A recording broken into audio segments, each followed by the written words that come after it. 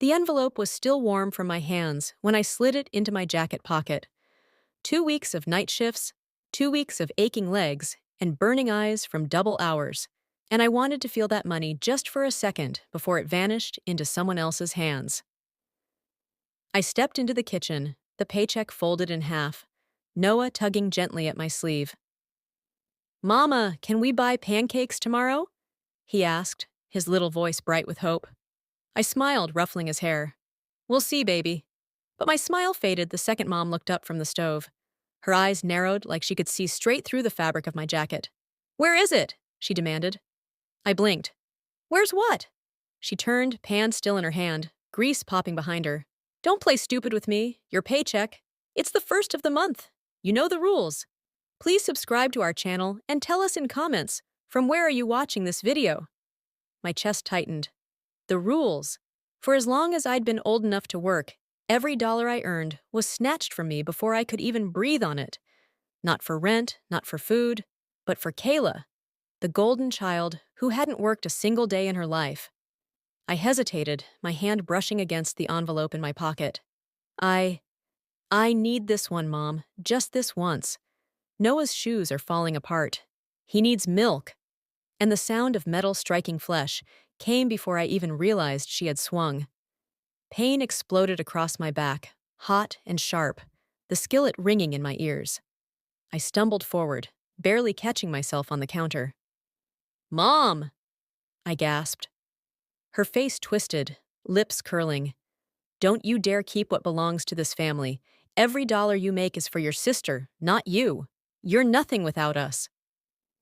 Noah cried out, running toward me. But I knelt down fast, pulling him close, shielding him from her fury. "It's okay, baby. It's okay," I whispered, though the pain in my back made every word tremble. From the hallway, Kayla's voice rang like a bell, sharp and amused. "God, Mom. She actually tried to keep it. That's pathetic." She strolled in, her perfect hair bouncing, her silk pajamas untouched by effort. She plucked a strawberry from the bowl on the counter and popped it into her mouth. "Honestly, you should have hit her harder. Maybe then she'd learn her place." Mom smirked, still gripping the skillet, grease hissing behind her. "Don't worry, she'll hand it over." I stood, forcing myself to straighten through the ache burned deep. "Kayla doesn't need it. She has everything. She's had everything her whole life." Kayla rolled her eyes, tossing the green stem into the trash. "Because I deserve it. You're just practice. You exist so I can shine brighter." Dad said it himself. My hands trembled, not from fear, but from rage so deep it made me dizzy. Noah clutched my leg, his tiny face buried in my jeans. Mom stepped forward, her voice dropping, venom thick. "Don't make me repeat myself. Hand it over, or next time I won't stop with your back." The room was silent, except for the crackle of grease, Noah's soft whimpers, and my own heartbeat hammering in my ears. I slowly pulled the envelope from my pocket, but I didn't give it to her. I held it in my hand tight, my knuckles white. "One day," I said quietly, my voice steady, "you're going to regret every dollar you stole from me, every bruise, every word." Mom snorted, turning away. Big words from someone with nothing. Kayla laughed, her phone already raised to snap a photo of me, hunched it over with Noah pressed against my side. "Perfect," she purred. "You look exactly how you should, broken." I didn't move, I didn't cry, I didn't beg, but inside something shifted. They thought the paycheck was the prize. They thought the money was what mattered. But that night, holding my son close, I realized the real prize was what they valued most. Their pride, their image, their illusion of power. And that was exactly what I would take from them. The welt on my back throbbed for days. Every time I bent to pick Noah up, every time I leaned down to tie my shoes, the ache reminded me of that skillet crashing into me. I wore loose sweaters to work so no one would notice. I told myself I didn't have time for sympathy. When I came home from my shifts, Mom was always waiting at the kitchen table. Kayla perched nearby like a queen on her throne. They didn't even pretend anymore. "Paycheck," Mom would demand, her hand outstretched like I was some servant. If I hesitated, Kayla would sigh dramatically. God, she's slow. Imagine thinking she deserves to keep a dime when I need dresses for Tyler's company party. Mom would add her poison, casual as breathing. Your sister is the face of this family. We invest in her because she can actually make something of herself. You're just labor. I swallowed it all in silence. I handed the envelopes over, every cent of my sweat and aching bones disappearing into their hands, while Noah and I made do with the cheapest groceries and shoes that split at the seams. But every time I bent my head, I was also watching. I noticed how Dad, when he was home, barked about Kayla's importance, but his eyes flickered when bills piled on the counter. I noticed how Mom bragged to neighbors about raising a princess, but her smile cracked when those neighbors asked why I still lived there. And I noticed Kayla's desperation when she posted photos online. Hundreds of them, all smiles and glitter. Yet she checked every comment like her life depended on it. They were cracks, small but real. One night, as I put Noah to bed, he whispered, "Mama, when I'm big, do I have to give Grandma my money too?" My chest tightened. I kissed his forehead, forcing my voice not to break. No, baby, never. That was the moment I knew this couldn't just be about me. It had to stop. Not tomorrow, not someday, but soon. Because they weren't just breaking me anymore. They were trying to break him too. The breaking point came at dinner 2 weeks later. We sat at the table, Noah swinging his legs quietly beside me. Dad had brought home takeout, setting boxes in front of everyone, but sliding the smallest container, barely enough for a child, in front of me. "For the dog," he muttered. Kayla laughed so hard she choked on her soda. Mom smirked, patting Kayla's hand. "Don't waste your food." Laughing, sweetheart. She's used to scraps. I said, "Nothing." I just looked at Noah's plate, full and untouched, and then at mine, and I made a choice. I slid my food across to him, smiling. "Eat, baby." Dad slammed his fist on the table. "See, even your food isn't yours. Everything you touch belongs to someone else. Get used to it." Kayla leaned back, smirking. "Honestly, Mom, you should have hit her again. Maybe she'd finally learn." The laughter rose again, bouncing off the walls. My back burned with phantom pain. My fists clenched beneath the table. But then, as the sound of their laughter filled the room, something in me snapped into place. Not anger, not tears, something colder. I lifted my head and smiled. For the first time in years, I smiled right at them. It startled them. The laughter faltered. Kayla's smirk wavered.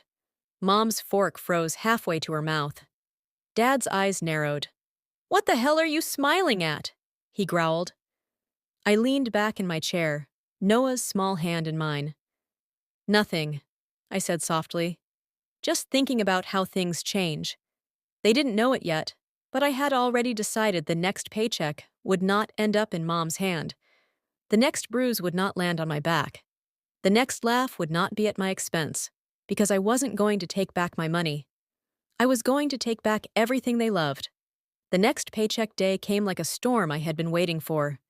But this time, instead of slipping the envelope into my pocket, I had already split it, half tucked safely into an account I'd opened in Noah's name, half folded tight in my jacket. I walked into the kitchen, Noah's tiny hand holding mine. Mom sat at the table, Kayla lounging with her phone, Dad in the recliner, the TV blaring. "Where is it?" Mom snapped, her hand out before I even set my bag down. I met her eyes, calm, steady. "It's not yours this time." The room froze. Dad turned his head slowly, his face darkening. Kayla laughed, shaking her head. "Oh God, she's actually trying this again." "Mom, grab the pan." Mom's face twisted. "Don't make me hurt you again. Hand it over." I shook my head. "No." The word hung in the air, sharp, heavier than the skillet that had cracked my back weeks before. Dad stood, looming, veins pulsing in his neck. "You think you can keep what belongs to us?" I straightened my shoulders, even as Noah's little fingers gripped mine tighter. "It doesn't belong to you. It never did. And tonight, you're going to learn that." Before they could react, I opened the front door. The sound of footsteps filled the hall. One by one, neighbors began stepping into the house, invited by me, drawn in by promises of family dinner. People who had heard their laughter, who had whispered their pity, who had seen me bruised and silent, but never knew the truth. Kayla's eyes widened. What the hell is this? I set the envelope down on the table in front of Mom. You want my money? Go ahead, take it. But tell everyone here why it's yours. Tell them why your daughter works double shifts while you sit here and call her worthless. Tell them why your golden child hasn't lifted a finger while you steal from me. Murmurs rippled through the crowd. Neighbors shifted uncomfortably, eyes darting between my parents and me. Mom's face went pale. You! How dare you bring them here? Dad roared, slamming his fist on the table. This is our house! But before he could finish, Noah's small voice rang out, trembling but clear. Grandma hit Mama with a pan. Grandpa laughed, gasps, silence. Eyes turned sharp, judging, not at me, but at them. Kayla leapt to her feet, desperate. She's lying. She's twisting everything. I pulled out the final blow. Not bruises, not photos, but Kayla's own words recorded on my phone weeks earlier when she bragged to her friend that I was kept around just to make her shine brighter. I pressed play. Her mocking voice filled the kitchen because I deserve it. You're just practice. You exist so I can shine. Kayla's face drained of color. Guests shook their heads, disgusted murmurs rising louder now. Tyler, her boyfriend, who I'd specifically invited, stood at the back, his jaw tight. He didn't say a word. He didn't have to. The look in his eyes said enough. Kayla's pedestal had crumbled. Mom tried to speak, her voice breaking. It's not like that. But no one listened. Dad grabbed the envelope, his hands shaking, tearing it open to prove a point. But instead of cash, what spilled across the table were scraps, torn receipts, crumpled grocery slips, worthless paper. I smiled, holding Noah close. That's what you've always given me.